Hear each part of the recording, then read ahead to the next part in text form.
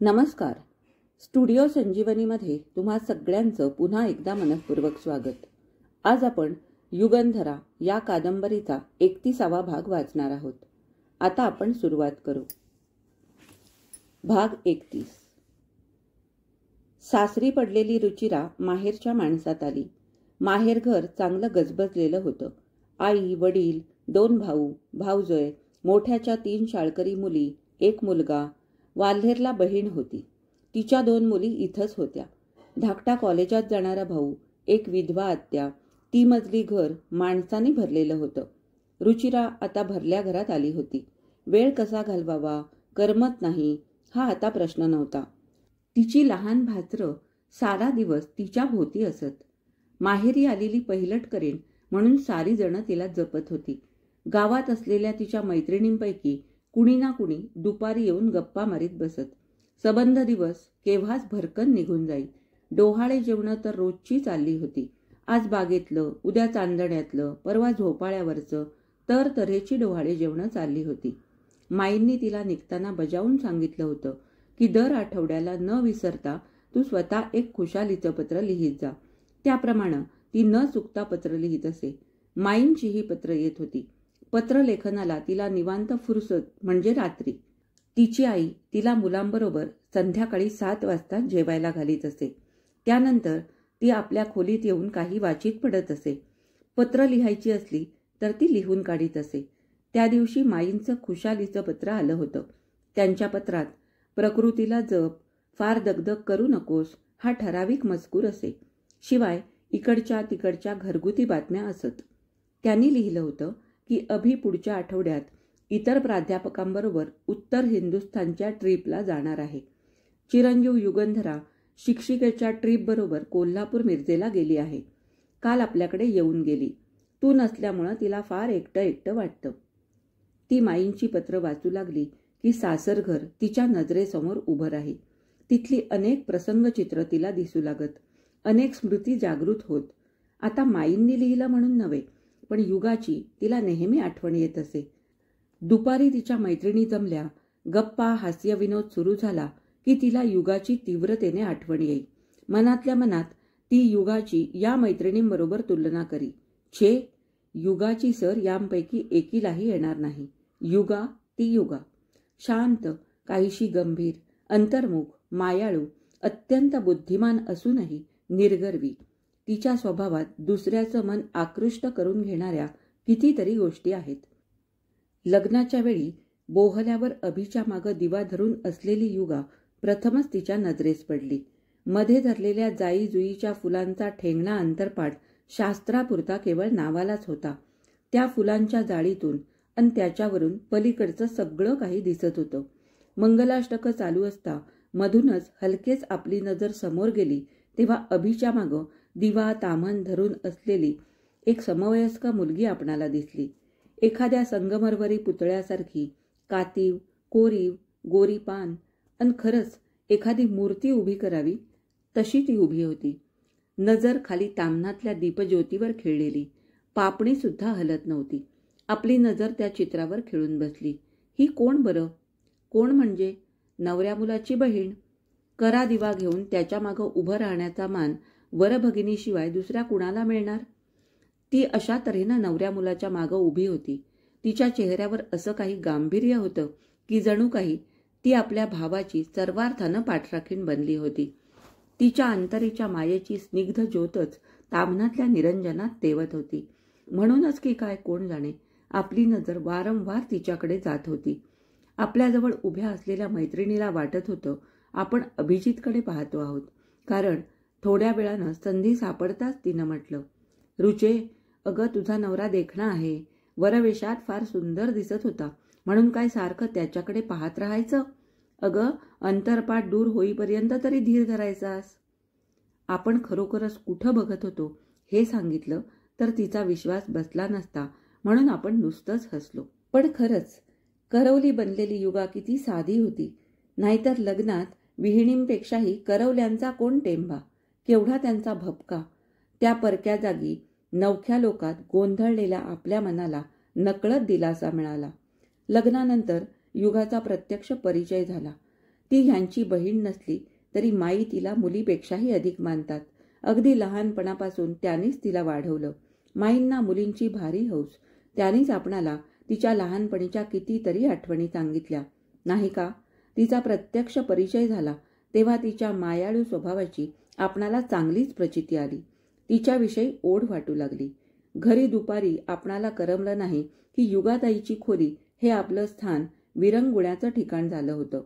प्रेमळ, निस्वार्थी, पण वयाच्या मानानं विचारी, गंभीर, शांत शांत. एकदम एकाएकी तिला एका प्रसंगाची आठवण झाली. डोहाळे जेवणाच्या दिवशी रात्री हळदी कुंकवाचा समारंभ आटोपल्यावर युगा आपला व माईंचा निरोप घेऊन घरी निघाली. दुपारी बदललेली साडी आणण्यासाठी ती वर आपल्या खोलीत गेली. आपलंही अंग आखडलं होतं म्हणून आपण माईंना म्हटलं, आता सगळं आटोपलं ना, आता इथून मला उठायला हरकत नाही ना. पायांना मुंग्या आल्यात. आता उठ, आटोपलंय सगळं. वर जाऊन कपडे बदलून येते. कपडे बदल ने थोडा वेळ पड. आपण पाय लांब करून थोडे चोळले. पावलं अशी जड झाली होती. हलके हलके बाहेर पडलो नि जिन्याशी आलो. जिना चढणार तेवढ्यात युगाचा संतापलेला स्वर कानी आला. आपण दचकून तिथंच थांबलो. मी तुझा अपराध केलाय, अगदी घोर गुन्हा केलाय याची मला जाणीव झाली. ही जाणीव रात्रंदिवस मला विंचवासारखी नांगी मारते आहे. पण तुझं वाईट काय झालं, काय नुकसान झालं? तू लग्न केलंस. तेवढ्यात आपली आई तिथं आली. आपण चटकन मागं फिरलो. तिला हलक्या स्वरात म्हटलं, नाही ग, जिना चढवत नाही. पायांना मुंग्या आल्यात. माझा जरा हात धर ना, मी माझघरात जरा पडते. तिनं माझा हात धरला.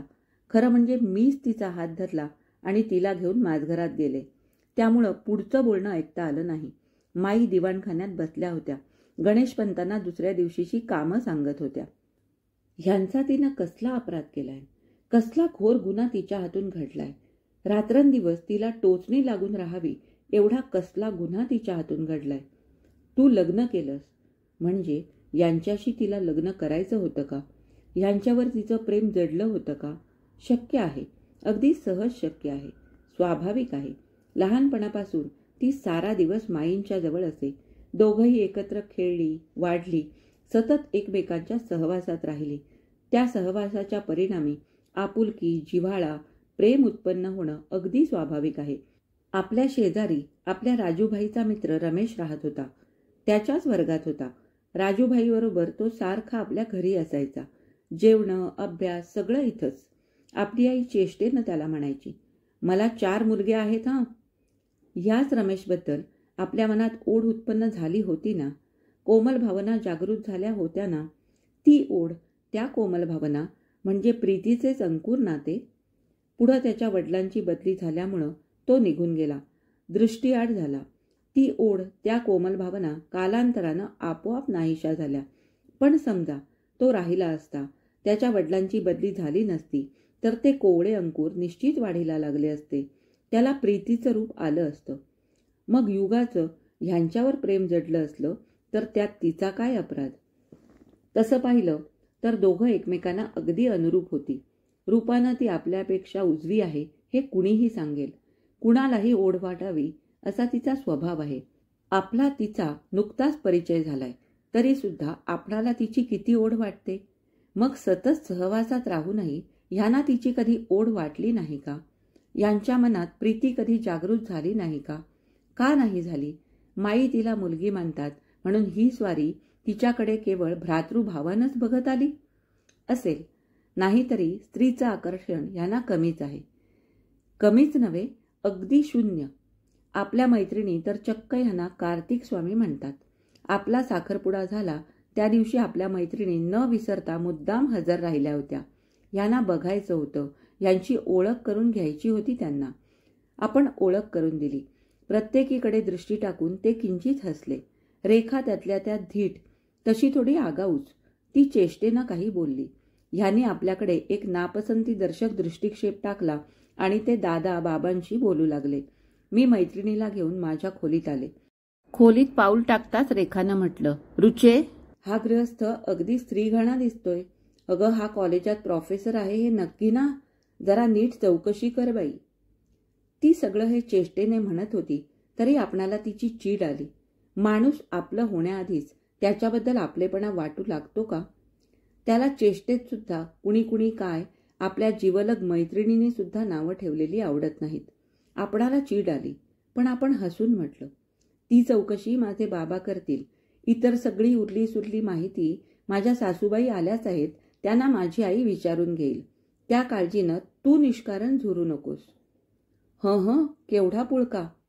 आपण हसून पुढं म्हटलं, अन रेखा, ते जर खरोखरच स्त्री घाणे असतील ना, तर मी स्वतःला फार भाग्यवान समजेन.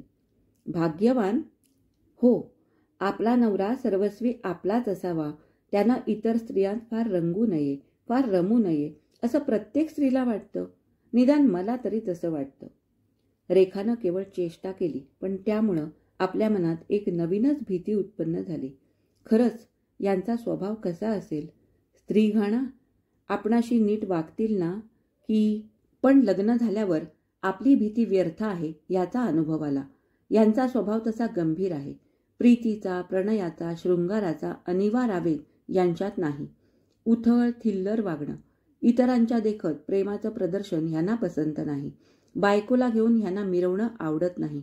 पण म्हणून त्यांच्या प्रेमात संसार सुखात कुठंही उणीव नाही, कसलंही दूरत्व नाही.